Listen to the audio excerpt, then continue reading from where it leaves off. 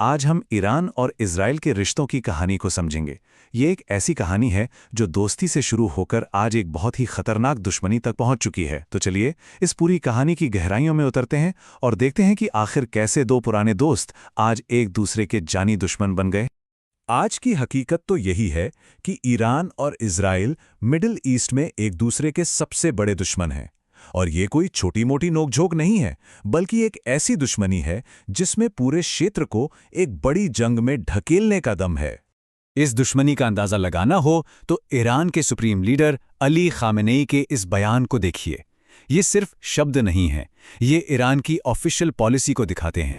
और ये दुश्मनी आज कई मोर्चों पर एक साथ लड़ी जा रही है। एक तरफ प्रॉक्सी वॉर चल रही है, दूसरी तरफ एक बहुत ही खतरनाक न्यूक्लियर गतिरोध बना हुआ है। जासूसी, तोड़फोड़ और हत्याएं तो चली रही हैं और अब तो बात सीधे मिसाइल और ड्रोन हमलों तक पहुंच गई है। लेकिन कहानी में एक बहुत बड़ा ट्विस्ट है। हमेशा से ऐसा नहीं था। एक जमाना था जब ये दोनों देश असल में काफी करीबी पार्टनर हुआ करते थे। तो सवाल उठता है कि आखिर हुआ क्या?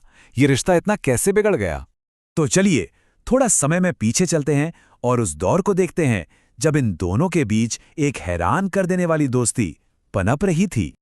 ये स्लाइड पूरी कहानी बयां कर देती है। जरा सोचिए, 1979 से पहले की दुनिया। ईरान तुर्की के बाद दूसरा मुस्लिम देश था जिसने इजराइल को मान्यता दी। दोनों के बीच प्रोजेक्ट फ्लावर जैसे जॉइंट मिलिट्री प्रोजेक्ट्स चल रहे थे। एक ऑयल पाइपलाइन थी जो दोनों को जोड़ती थी। यहां तक कि तेहरान और तेल अवीव के बीच डायरेक्ट फ्लाइट्स चलती थी। और फिर 1979 के बाद सब कुछ 180 डिग्री घूम गया। डिप्लोमैटिक रिश्ते खत्म। ईरान ने हिजबुल्लाह और हमास को सपोर्ट करना शुरू कर दिया और इजराइल को इस्लाम का दुश्मन घोषित कर दिया। ये बदलाव वाकई में बहुत बड़ा था। तो सवाल ये है कि ये दोस्ती थी क्यों? इसे अलायंस ऑफ द पेरिफेरी कहा जाता था। मतलब दोनों ही गैर अरब देश थे और उन्हें अपने आसपास के अरब राष्ट्रवाद से एक कॉमन खतरा महसूस होता था। ये एक प्रैक्टिकल पार्टनरशिप थी। तेहरान में इजराइल की एक तरह से एम्बेसी थी। ईरान इजराइल को बहुत सारा तेल सप्लाई करता था और इजरायली कंपनियां ईरान में काम कर रही थी। और फिर आया साल 1979, एक ऐसी घटना जिसने ईरान इजराइल रिश्तों की पूरी कहानी को हमेशा हमेशा के लिए बदल दिया। देखिए, इस टाइमलाइन से सब साफ हो जाता है। 1979 से पहले ईरान में शाह का राज था। उनकी सरकार वेस्टर्न देशों और इजराइल के साथ थी। फिर आया फरवरी 1979 जब इस्लामी क्रांति ने शाह को सत्ता से हटा दिया और एक एंटी वेस्टर्न सरकार बनी। और इसके ठीक बाद आयतुल्लाह खोमेनी ने इजराइल को इस्लाम का दुश्मन और छोटा शैतान कह दिया। बस यहीं से सब कुछ बदल गया। इस क्रांति के बाद जो वैचारिक दुश्मनी पैदा हुई वो धीरे धीरे एक खुफिया जंग में बदल गई, एक शैडो वॉर जो दशकों तक चलती रही। इस शैडो वॉर को लड़ने के लिए ईरान ने एक स्ट्रैटेजी बनाई जिसे वो एक्सिस ऑफ रेजिस्टेंस कहते हैं। ये है क्या? सीधे शब्दों में कहें तो ये ईरान और उसके सहयोगी गुटों का एक नेटवर्क है जिसका मकसद मिडिल ईस्ट में इजराइल और अमेरिका के असर को कम करना है। तो इस एक्सिस में कौन कौन है? इसमें सबसे बड़ा नाम है लेबनान का हिजबुल्लाह, फिर फिलिस्तीनी इलाकों में हमास और इस्लामिक जिहाद हैं, यमन में हुती हैं और सीरिया इराक में भी ईरान के समर्थक ग्रुप्स हैं। ये सब ईरान के लिए प्रॉक्सी की तरह काम करते हैं। मतलब ईरान खुद सीधे लड़े बिना इनके जरिए इजराइल पर दबाव बनाता है। तो ये खुफिया जंग चलती कैसे थी? ये एक तरह का साइकिल था। ईरान अपने प्रॉक्सी गुटों को पैसा और हथियार देता था, तो जवाब में ईरान के न्यूक्लियर साइंटिस्ट की हत्याएं होती थी जिसका शक मोसाद पर जाता था। फिर साइबर हमले हुए जैसे कि स्टक्सनेट वर्म, और दोनों तरफ के मिलिट्री ठिकानों पर धमाके और तोड़फोड़ की घटनाएं भी हुईं। ये एक ना खत्म होने वाला एक्शन रिएक्शन का खेल बन गया।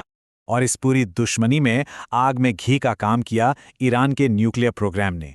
इसने इस टकराव को एक बहुत ही खतरनाक मोड़ पर ला खड़ा किया।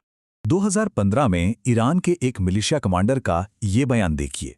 जब एक देश न्यूक्लियर पावर बनने की कोशिश कर रहा हो और उसके सीनियर अधिकारी ऐसी बातें करें तो जाहिर है कि इजराइल की चिंताएं बढ़ेंगी। और इजराइल का जवाब भी उतना ही साफ था। 2005 में ही प्रधानमंत्री एरियल शरोन ने यह क्लियर कर दिया था। मतलब दोनों तरफ से लाइनें खींची जा चुकी थीं। हम साइबर वॉर की बात कर रहे थे, राइट? तो उसका असर कितना असली था इसका अंदाजा इस नंबर से लगाइए, 1000। स्टक्सनेट वर्म में ईरान के नतांस प्लांट में करीब 1000 सेंट्रीफ्यूज को खराब कर दिया था। यह सिर्फ एक कंप्यूटर वायरस नहीं था, ये एक हथियार था। लेकिन दशकों तक पर्दे के पीछे चलने वाली ये लड़ाई हाल के दिनों में अब और खुफिया नहीं रही है, ये अब खुले मैदान में आ चुकी है। साल 2024 ने सब कुछ बदल दिया। 1 अप्रैल को दमिश्क में ईरानी दूतावास पर इजरायली हमला हुआ। जवाब में 13 अप्रैल को ईरान ने पहली बार अपनी जमीन से इजराइल पर सीधा हमला किया। फिर 1 अक्टूबर को ईरान ने एक और बड़ा हमला किया और 27 अक्टूबर को इजराइल ने ईरान के अंदर घुसकर जवाबी कार्रवाई की।